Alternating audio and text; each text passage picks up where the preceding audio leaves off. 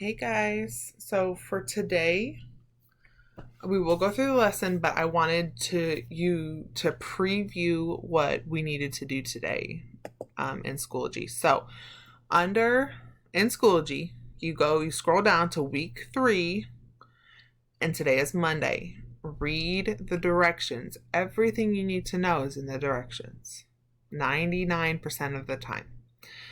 You're going to do a discussion post on your food personal narrative. We're almost done with it.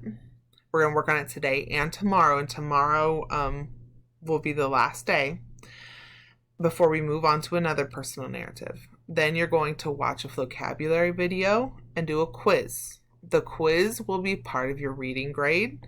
The discussion posts will be part of your writing grade. So even the ones last week and the week before are reading and writing grades. So if you are not completing them, you're not getting the grade. And if you are completing them, but then I comment and say you need to add this or you didn't answer the question and you don't go back and fix it, you still aren't getting part of the grade. So it's very important for you when I comment on your personal narrative that you fix whatever I've told you to fix. Okay, now that I've said that, let's start off. So today, for today's lesson, you need your reader's notebook, a pencil, and you need to have Clever open in a tab. All right, this is the video companion to the student paced Nearpod. I suggest you have them both open and be pausing the video when you're doing stuff on the Nearpod, and that will make more sense in a little bit. So last week we read part of how to eat a guava and learned about how important sensory details are. So if you'll open up your reader's notebook, we said that sensory details are details that help the reader imagine what is happening. Okay, it's not as... I remember we read those two stories. It was, I walked outside, it was hot. That's boring. It's a little descriptive, but it's boring. Instead of saying, I walked outside and the sweat dripped down my face. That makes it a lot more descriptive. Now today, after today's lesson, we will know that authors put events that happen in their stories in a logical order, that the logical order helps the reader understand the story, and we will be able to put events in our food memory in a logical order. So this was the story. We read just the first few paragraphs, and we really picked out those descriptive words. So before we read it, I want you to open up your reader's notebook and add these words to your word work section. Pause the video until that is done. So the pictures that I put kind of help us understand. So a grimace is the face you make when you are in pain, or like if you've tasted something bad, usually you grimace. Fragrant is a strong smell. It's not always a bad smell. A lot of times it is, but it just means very strong, something that kind of attacks your nose.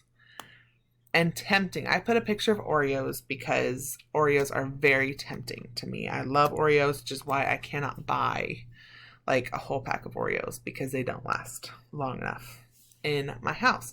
So as long as you have these words in your writer's notebook, we're going to move on.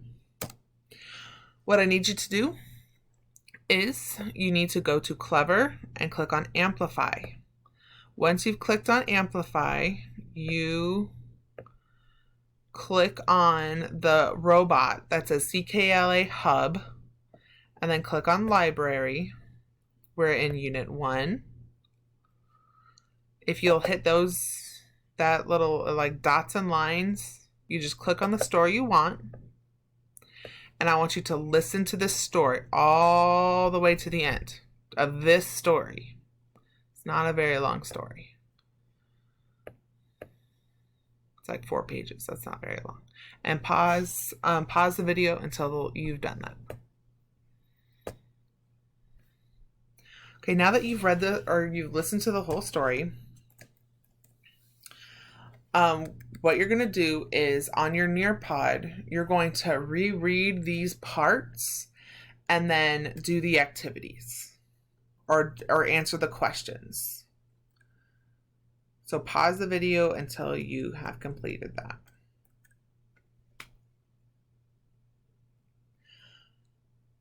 Okay, now that you have completed that on the Nearpod, and if you haven't, what you should have done was go through the different slides with the story and then answer the questions.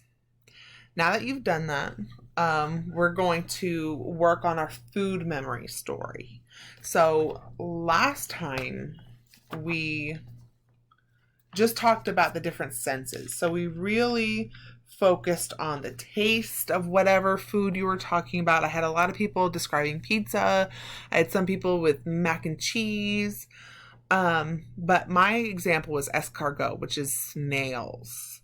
And we've really focused on the taste and what they looked like and the smell and the texture. I had words like crunchy and smooth and chewy, and those were all really great words. So now we're going to build onto it. So you're going to kind of create a scene in your reader's mind. So you need to think of a setting. So are you eating this at home? Are you eating it at a restaurant, at a friend's house, at the beach, at the park? Who is with you? And then you're going to add your thoughts and feelings. Now on the Nearpod, you're going to see a little journal picture here. I want you to click on the journal and look at my example. I have not written a paragraph. I've just kind of outlined what the setting is, my events. I only had 5 events. If you have 8 events, great. If you have 2 events, that's okay. Because we're starting off small, but we're going to get better and better writing. So once you've done this in your journal, that is when you're going to go into Schoology. You're going to read the directions, and you need to complete this first. So basically all you're doing is putting what you put in your journal in the discussion board. And this is my example.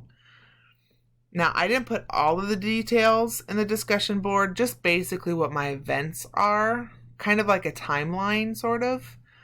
And just to give you guys a kind of a visual of what it should look like. So yours, when you post it, should look something like this. Now, if you have if you only have 2 events, that's okay. If you have 10 events, that's okay too. Just remember, you're going to have to write the whole thing tomorrow. So, we want to write long and strong, and we want really great details. So you don't have to put the details in the discussion board today, but have them in your journal so when you work tomorrow, it'll be easier. Once you're done with that, you will have a vocabulary video to watch. Some of you have already watched it, which is great. If you have, you can watch it again just to remind you, or you can skip it if you think you know it. This quiz is going to be a reading grade, so I would just watch the video one more time and take the quiz. And after that, you are done with reading.